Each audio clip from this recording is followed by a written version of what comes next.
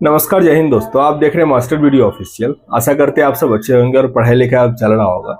Main जो भी NTPC का एग्जाम है, हालांकि ये तरीका आपको ग्रुप डी में भी हेल्प करेगा। जो भी एनटीपीसी का एग्जाम है, वैसे तो कैलेंडर या ऐसा कुछ नहीं है एग्जाम का डेट कब होगा, पर ऐसा लग रहा है कि अप्रैल के लास्ट तक में हो जाना चाहिए। तो बहुत अधिक टाइम नहीं बचा है, देखे तो 2 महीने के आसपास बचा हुआ है। तो एक सिस्टमेटिक ढंग से, क्योंकि देखिए पढ़ने का जो एक होता है ना, जो जनरली लोग पढ़ते हैं, एक होता है प्रैक्टिस सेट लोग कर रहे होते हैं, एक होता है बुक पढ़ रहे होते हैं, और फिर होता है इस तीनों को लेके आपको चलना ही पड़ेगा। तो इसमें कहाँ से क्या पढ़ना चाहिए, क्योंकि आपको कम टाइम में 2 महीना बहुत अधिक टाइम नहीं होता है। वैसे जो नहीं पढ़ रहे होते हैं उनको लगता है कि बहुत टाइम है, लेकिन जो पढ़ रहे होते हैं उनको लगते रहता है कि अरे ये सब बचा हुआ है पढ़ना है, तो उनको कम टाइम लगता रहता है। तो कहाँ से क्या पढ़ना चाहिए, अभी हम उसी पे बात करने वाले और हैं। इससे पहले बता दें, एग्जाम की तैयारी करने के लिए टेक्स्ट बुक का नमो महोत्सव सेल चल रहा है, जिसके अंतर्गत 26 से लेकर 28 फरवरी तक जो yearly text book pass pro 700 में मिलता है, वो अभी आपको 351 रुपये में मिलेगा। और जो पास प्रो मैक्स 1200 के आसपास हुआ करता है, वो अभी 439 रुपये मिल जाएगा अगर आप MBO कोड यूज़ करते हैं। तो इसमें सबसे बड़ी बात है कि 16 लाख से अधिक बच्चे एनरोल हैं, तो आपको रियल कंपटीशन पता चल पाएगा। और आप जिस भी लैंग्वेज में प्रीफेयर करते हैं, उतना 12 से अधिक लैंग्वेज दिया गया है। और एग्जाम जैसा इंटरफेस ही है, तो आपको कहीं कोई दिक्कत नहीं होगा, सबका सॉल्यूशन भी दिया गया है। तो लिंक डिस्क्रिप्शन बॉक्स में, कोड यूज़ करना है MBO, जो भी मैक्सिमम डिस्काउंट है वो आपको मिल जाएगा।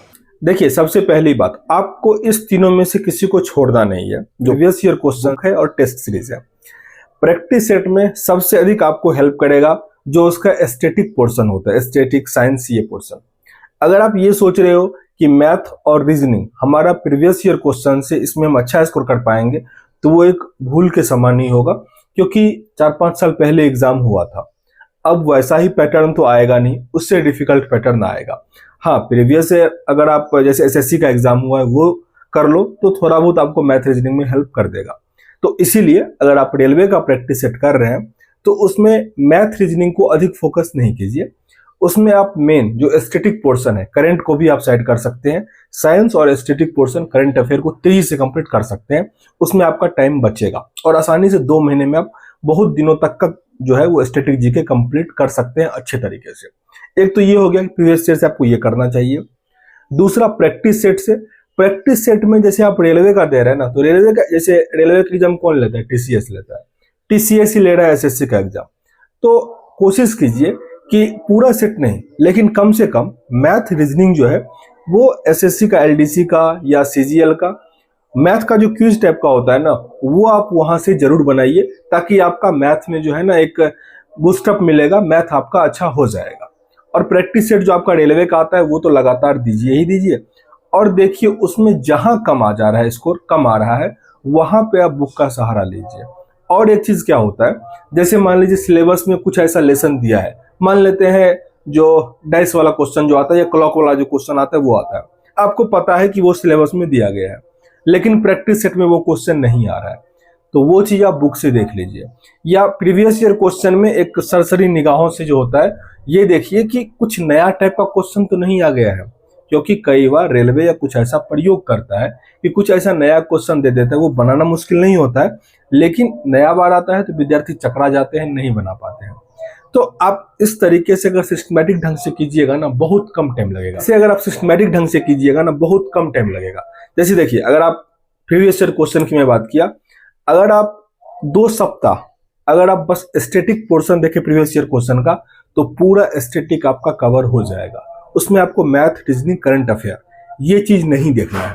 तो कितना बचा, 30 क्वेश्चन पर सेट हुआ, आप 2 सप्ताह में कर लोगे, बहुत डिफिकल्ट नहीं है। 1 से 1.5 घंटा अगर आप टाइम देते हो, या फिर आपका ग्रुप है तो बहुत बढ़िया हो जाएगा, क्योंकि ग्रुप में याद करना थोड़ा इजी हो जाता है। मैथ रीजनिंग के लिए मैंने कह लिया कि प्रैक्टिस सेट अगर आप दे रहे हैं, तो उसमें एसएससी का भी होता है, उस सब का मैथ को पकड़ के कीजिए, आपका मैथ बहुत बढ़िया हो जाएगा। रीजनिंग ठीक है तो बढ़िया है, नहीं बढ़िया है, अगर आपको और एक्सट्रीम लेवल पे ले जाना है, तो बैंकिंग का जो है ना सिटिंग अरेंजमेंट ये सब बना लीजिएगा। तो रेलवे में जो आजकल सिटिंग अरेंजमेंट से परेशान कर रहे हैं, वो आपका जरूरी नहीं एक्सट्रीम लेवल पे आपको जाना है। अगर बैंकिंग का थोड़ा पीटी लेवल का भी कर लेते हैं ना, तो यहाँ पे आपको थोड़ा भी दिक्कत नहीं होगा, क्योंकि जो लोग भी बैंकिंग का थोड़ा बहुत भी तैयारी किए, हम थोड़ा किए हुए थे, तो रीजनिंग में कहीं दिक्कत नहीं। हम लोग का मेन इशू कर दे रहा था जीके, नहीं तो मैथ रीजनिंग में कहीं कोई जीके मतलब कोई दिक्कत नहीं था। तो आपको जीके के लिए जो कह रहे हैं ना प्रीवियस ईयर क्वेश्चन, वो आपके लिए बहुत हेल्पफुल होगा। आप ट्राई करके देखो। आप 1 से 2 सप्ताह में कह रहा हूँ ना, बस क्योंकि 2 महीने में 2 सप्ताह का मैं टाइम ले रहा हूँ, आपको करके देखना, ऑटोमेटिक आपका नंबर बढ़ेगा। और पेड कोर्स के लिए मैं अधिक नहीं कहता, क्योंकि मैं भी उसके लिए कोई कोर्स नहीं लिया। हाँ, एक बार जिंदगी में आपको कोर्स लेना पड़ेगा एक अच्छे टीचर से, ताकि एक बार आपको पता चल सके क्या पढ़ना है और कुछ कुछ आपके माइंड में क्लियरिटी आता है। नहीं तो आप फ्री में भी उसका तैयारी कर सकते हो। बस बुक परचेज करो, प्रैक्टिस सेट परचेज करो और आपका काम निकल जाए। तो खैर इस वीडियो में इतना ही। बस आप लोग अपना नंबर साझा कीजिएगा, जो प्रैक्टिस सेट में कितना नंबर आ रहा है और किस टॉपिक में कम आ रहा है। ठीक है, बात करेंगे नेक्स्ट वीडियो में। तब तक के लिए जय हिंद।